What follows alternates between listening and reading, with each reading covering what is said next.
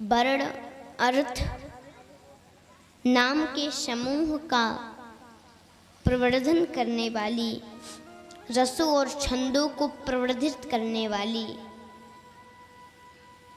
अमंगल को भी मंगल करने वाले सरस्वती मैया और गणेश जी महाराज को हम प्रणाम करते हैं, क्योंकि सरस्वती हैं विद्या की अधिष्ठात्री देवी और गणपति अमंगलों को मिटाने वाले एवं मंगल प्रदान करने वाले हैं। इसलिए इन दोनों को प्रणाम किए।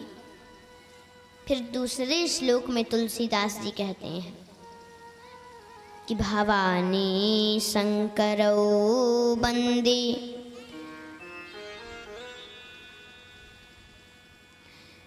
श्रद्धा विश्वासरूपिणौ याभ्यां विना न पश्यन्ति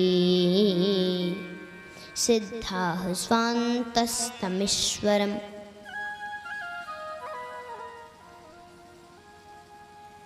देवी पार्वती और भगवान भोलेनाथ के चरणों में मैं प्रणाम करता हूँ,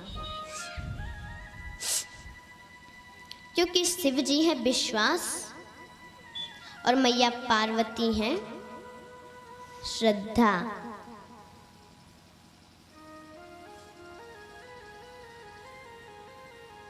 बिना श्रद्धा के तो जीवन में काम ही नहीं चलता।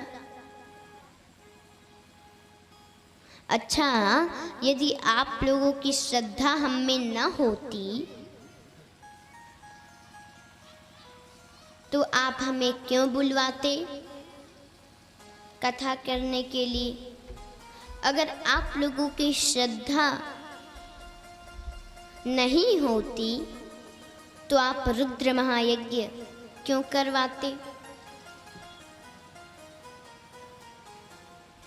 तो बिना श्रद्धा के तो काम ही नहीं चलता। लेकिन यह भी बात है कि बिना विश्वास के श्रद्धा टिक नहीं सकती। मान लीजिए आपकी श्रद्धा तो हम में हो गई, लेकिन यदि विश्वास नहीं है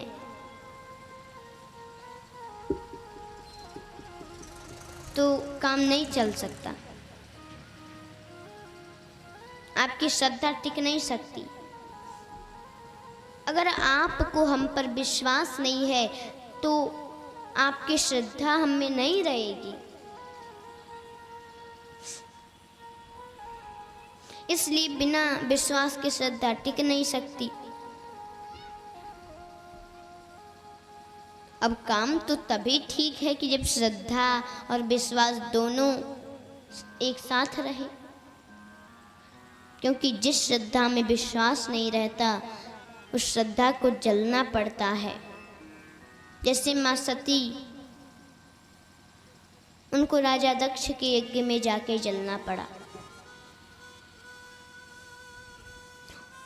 और जिस विश्वास में श्रद्धा नहीं रहती उस विश्वास को भटकना पड़ता है।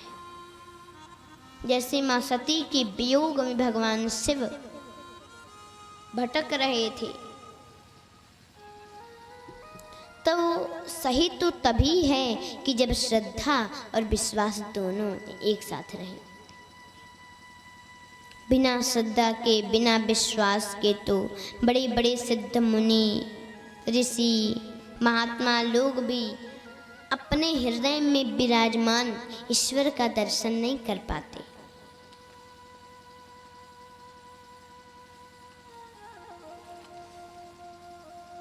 बड़े बड़े सिद्ध लोगों को भी दर्शन नहीं होता। ईश्वरः सर्वभूतानां हृदये अर्जुन तिष्ठति ब्राह्मयन् सर्वभूतानि यंत्रारूढ़ानि मायया। हृदय में निवास करने वाले प्रभु ईश्वर का यदि दर्शन करना है तो श्रद्धा और विश्वास चाहिए। यदि विश्वास है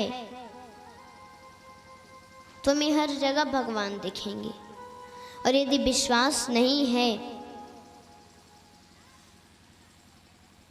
तुम मंदिर में भी जाएंगे तो एक पत्थर के अलावा कुछ और दिखने वाला नहीं है।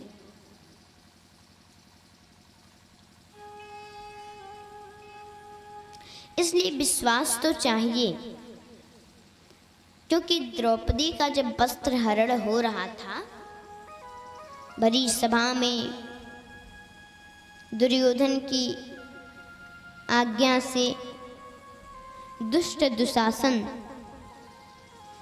द्रौपदी को खींच कर लाया भरी सभा में। और उस सभा में भीष्म पितामह बैठे थे, द्रोणाचार्य, कृपाचार्य, अर्जुन, भीम, नकुल, सहदेव, युधिष्ठिर, सब लोग बैठे थे। और उसी सभा में भगवान भी थे।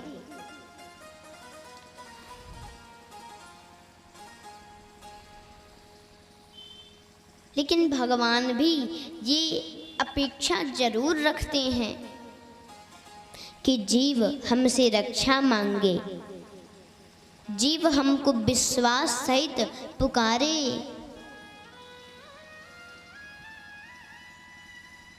क्योंकि हरि व्यापक सर्वत्र समाना, प्रेम ते प्रगट होए मैं जाना। हरि तो व्यापक है, समान रूप से हर जगह रहता है, लेकिन वो ये जरूर सोचते हैं कि हमें व्यक्ति पुकारे। लेकिन द्रौपदी ने सोचा कि द्रोणाचार्य, कृपाचार्य, भीष्म पितामह, इन लोगों के होते हुए इस दुष्ट दुशासन की क्या हिम्मत कि मेरी साड़ी खींचे। लेकिन उन लोगों ने अपना सिर नीचे कर लिया।